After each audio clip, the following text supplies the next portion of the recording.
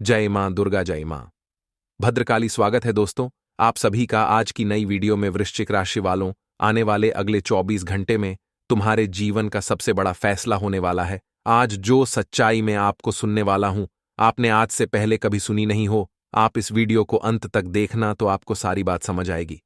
सर्वप्रथम शुरुआत करने से पहले माता रानी के भक्ति वीडियो को लाइक कर कमेंट बॉक्स में जय मां भद्रकाली जरूर लिखें।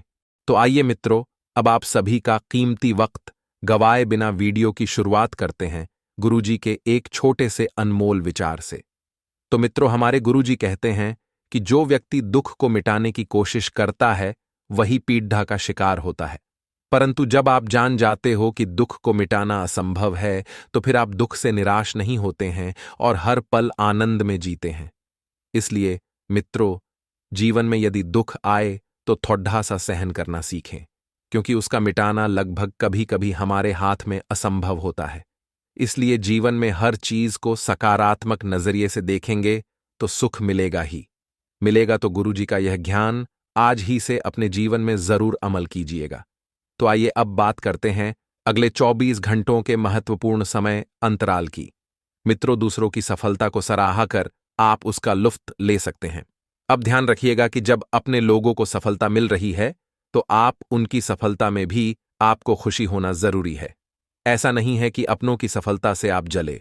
मित्रों, इसलिए बड्ढप्पन दिखाना बहुत आवश्यक है।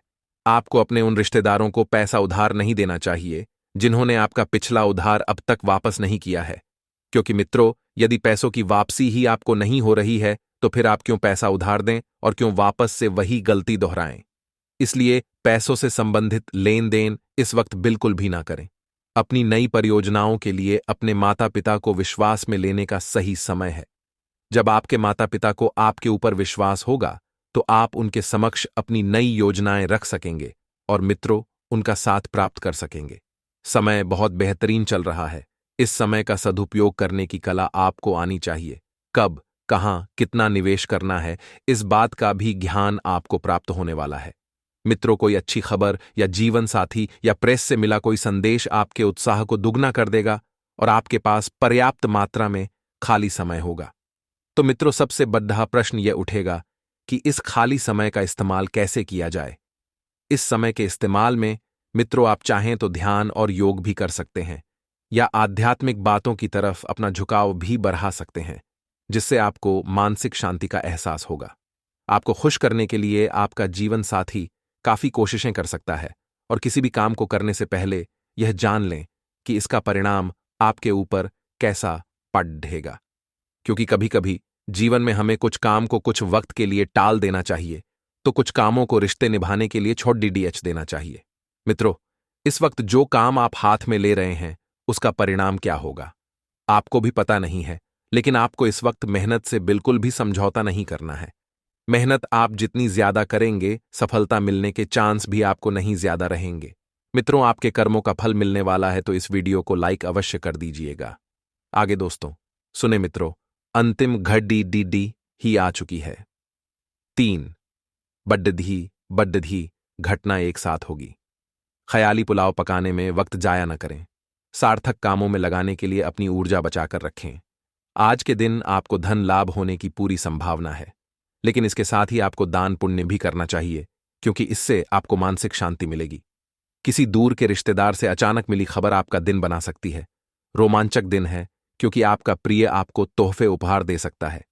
आज आपकी दृढ़ता और लग्न सफलता हासिल करेंगे, क्योंकि आप लक्ष्य भेदने में थामे रहेंगे। हालांकि सफलता के नशे को सिर पर न चढ़ने दें और ईमानदारी से कड़ी मेहनत जारी रखें। घर के छोटे सदस्यों को साथ लेकर आज आप किसी पार्क या शॉपिंग मॉल में जा सकते हैं। आप और आपका जीवन साथी मिलकर वैवाहिक जीवन की बेहतरीन यादें रचेंगे। आपको आपके अधीनस्थ सहकर्मी या परिवार के सदस्य उस व्यक्ति के रूप में जानते हैं जो बाधाओं को छुटकी बजाते ही दूर कर सकता है। कौशल परीक्षण या उच्च शिक्षा से आप हमेशा कुछ न कुछ नया सीखते रहेंगे। कुशल बने ताकि आप अच्छे परिणाम पा सकें। इस चरण में पुराने मित्रों की कंपनी आपको आकर्षित कर सकती है।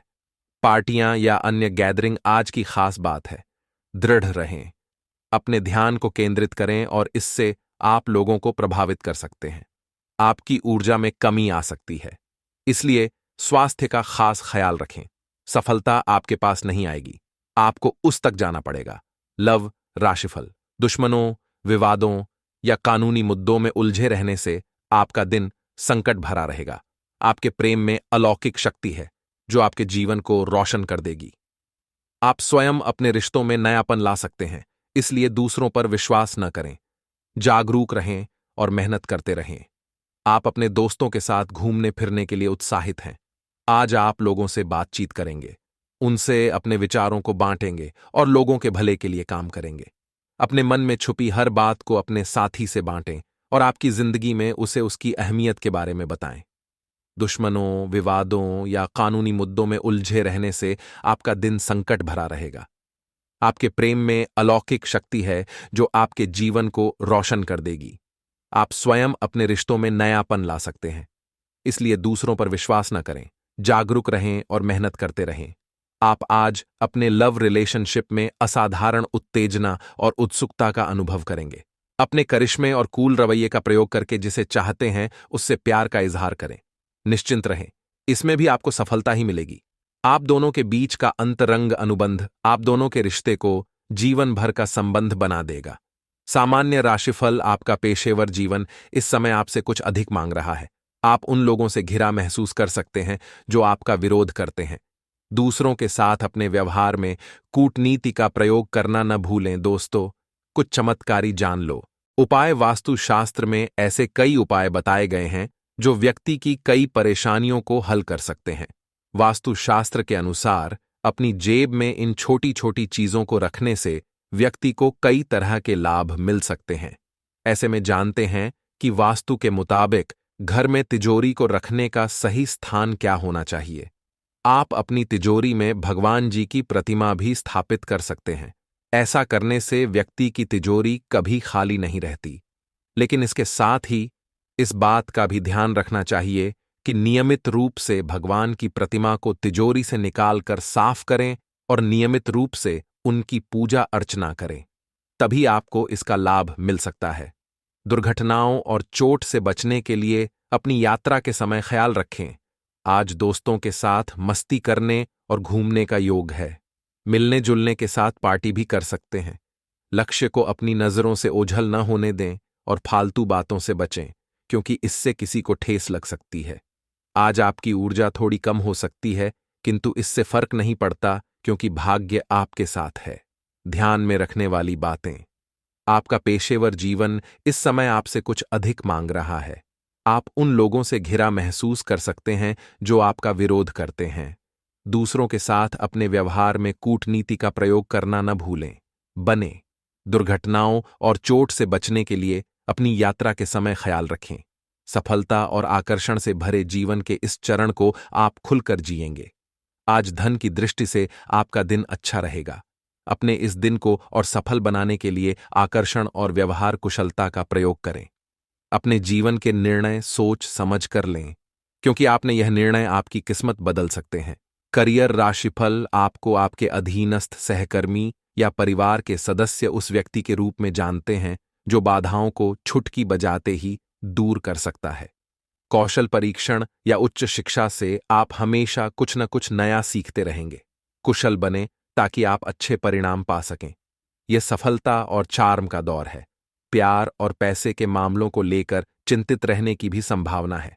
आज आप व्यस्त रहेंगे और कानूनी मुद्दे आज आपका अधिकतर समय लेंगे। सोच समझकर बोलना आपके पक्ष में काम करेगा।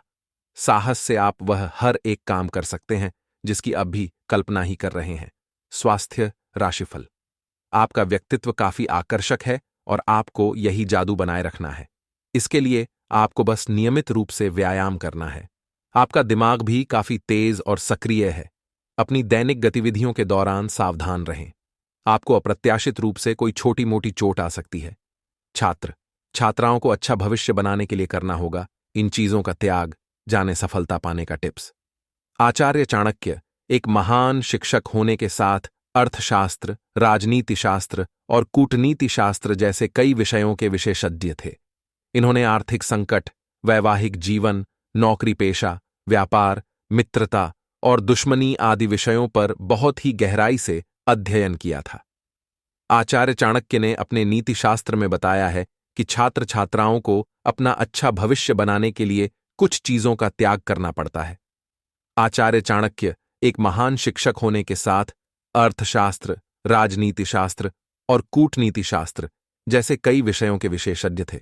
इन्होंने आर्थिक संकट, वैवाहिक जीवन, नौकरी पेशा, व्यापार, मित्रता और दुश्मनी आदि विषयों पर बहुत ही गहराई से अध्ययन किया था। आचार्य चाणक्य ने अपने नीतिशास्त्र में बताया है कि छात्र छात्राओं को अपना अच्छा भविष्य बनाने के लिए कुछ चीजों का त्याग करना पड़ता है।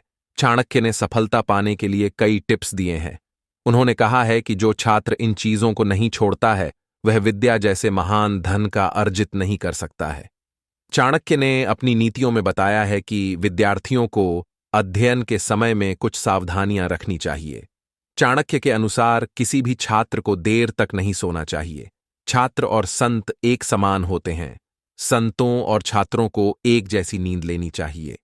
जिस तरह संत अपनी साधना को पूरा करने के लिए हमेशा उत्सुक रहते हैं, ठीक उसी तरह से विद्यार्थियों को भी अपनी शिक्षा पूरी करने के लिए उत्सुक रहना चाहिए। छात्रों को हमेशा पौष्टिक भोजन खाना चाहिए। पौष्टिक खाना खाने से छात्रों के स्वास्थ्य के विकास के साथ साथ बुद्धि का भी विकास होता है।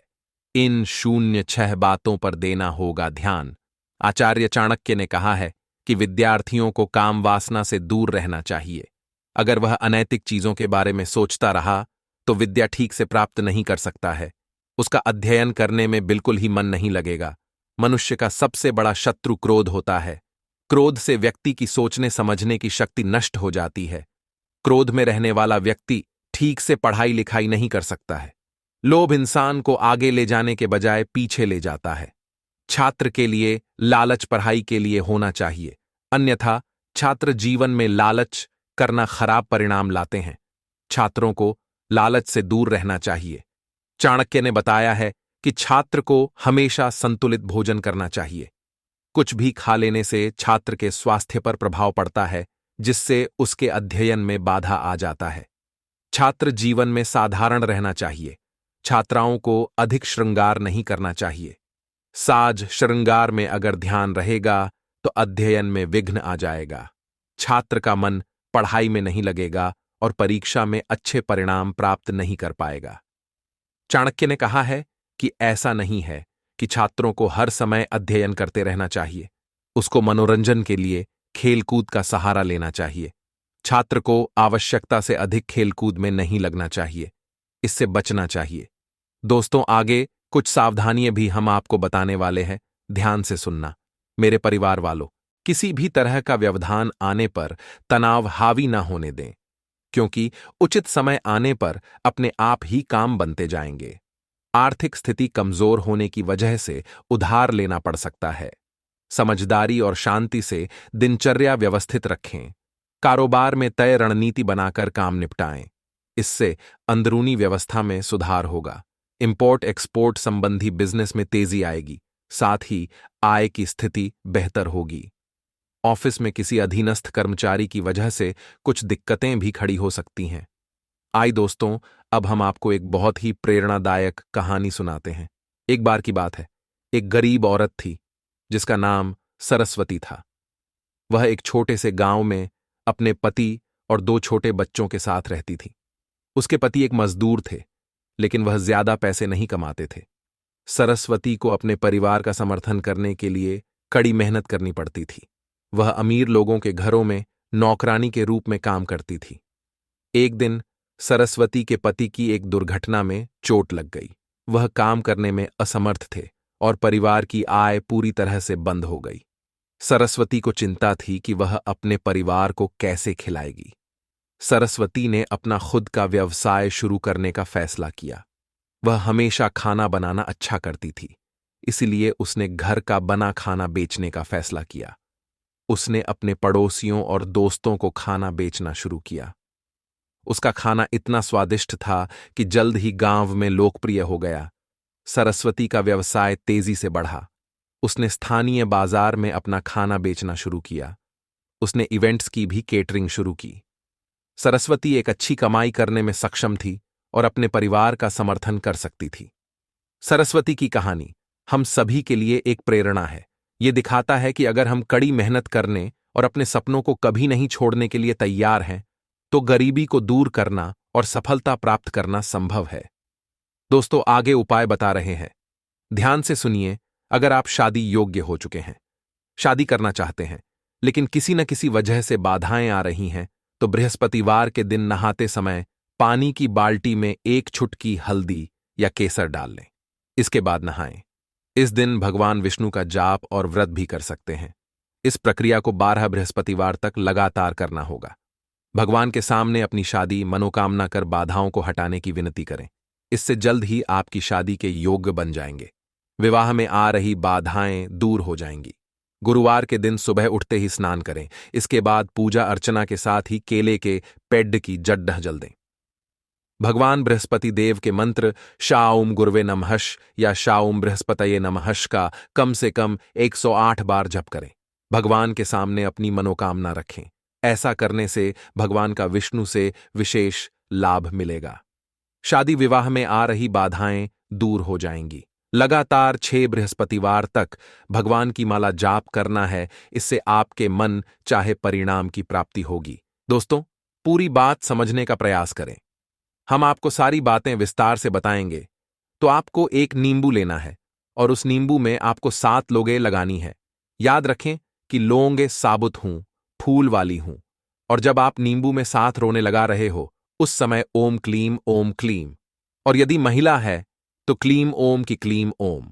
और मन में ये विचार करते रहे कि कोई भी जो बुरी आत्माएं, बुरी शक्ति आपके आसपास है, आपके घर में है, तो वह आपसे दूर जा रही है। ऐसा ख्याल करते हुए आपको यह नींबू तैयार करना है और इसे पूरे 24 घंटे के लिए अपने घर के किसी भी कोने में गुप्त रूप से रखने। किसी को इस बारे में पता ही नहीं। जी हां दोस्तों, और इस नींबू को रखने के लिए आप किसी काले कपड़े का इस्तेमाल करें।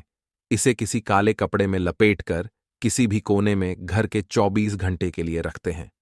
जी हां दोस्तों, और उसके बाद रात को जब सुनसान हो जाए, कोई आए जाए, ना तो उस नींबू को ले जाकर किसी भी चौराहे पर फेंक आए।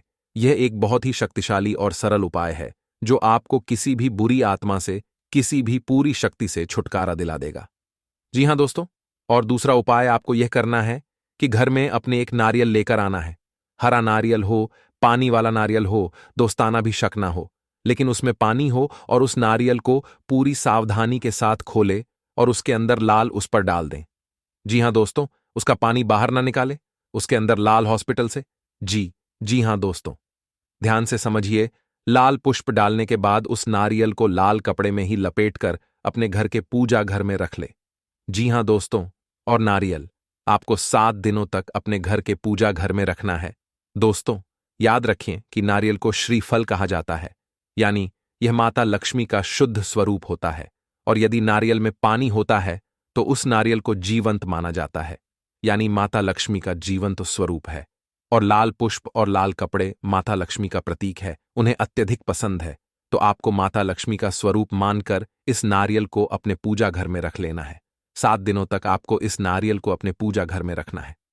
जी हां दोस्तों, और तीसरा काम आपको यह करना है कि किन्हीं साथ या फिर लो या फिर क्या रहा, छोटी कन्याओं को, जिनकी उम्र 9 साल से कम उम्र, छोटी कन्याओं को कुछ सफेद रंग का खाने को देना है और कुछ सफेद रंग का ही दान करना है। जैसे आप चावल की खीर, मीठी खीर खिला सकती हैं और उन्हें सफेद रंग का रुमाल दान कर सकती है। यह उपाय भी आपको करना है। इससे आपका शुक्र मजबूत होगा और धन संपदा आपके घर में भर जाएगी। आमदनी के नए स्रोत शुरू हो जाएंगे। और यदि पैसे रुपए को लेकर किसी प्रकार की बाधा है, किसी ने आपकी लक्ष्मी का बंधन वगैरह कर रखा है, वह सब खुल जाएगा और आपके घर में मां लक्ष्मी का प्रवेश हो जाएगा। यह उपाय आपको अवश्य ही करनी है, निश्चित ही करनी है। किसी भी हालत में चुप मत जाना मित्रों, इतनी बड़ी मौके जी में बार बार नहीं आते हैं। अब आपको हम बताएंगे कि कौन सी को 4 गलतियां हैं जो आपको भूले से भी नहीं करनी है। जी हां दोस्तों, आप कई बार इन गलतियों को दोहराते चले आ रहे हैं। आपको अब यह गलतियां नहीं दोहरानी ही है। जी हां दोस्तों, तो ध्यान से सुने कि कौन सी है वह गलतियां। वैसे तो भी गलतियां बहुत छोटी छोटी हैं, लेकिन याद रखें कि उनके प्रभाव बहुत बड़े होते हैं।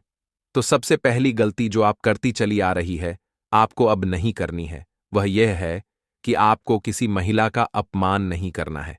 अपमान से मतलब यह है कि आपको किसी के बारे में बुरा भला नहीं बोलना है। कितना ही क्रोध क्यों ना आए, कितना ही गुस्सा क्यों ना आए, किसी भी महिला का आपको भूले से भी अपमान नहीं करना है। महिला का कोई भी स्वरूप क्यों ना हो, आपको उसको सम्मान देना है। और यदि आप उसे सम्मान नहीं दे सकते तो कम से कम उसका अपमान ना करें। जी हां दोस्तों, यह आपकी पहली गलती है। आप याद करने की कोशिश की थी। आपने कई बार इस गलती को दोहराया है। क्रोध में आकर, आवेश में आकर आपने कई बार महिलाओं का अपमान किया है, लेकिन अब आपको नहीं करना है।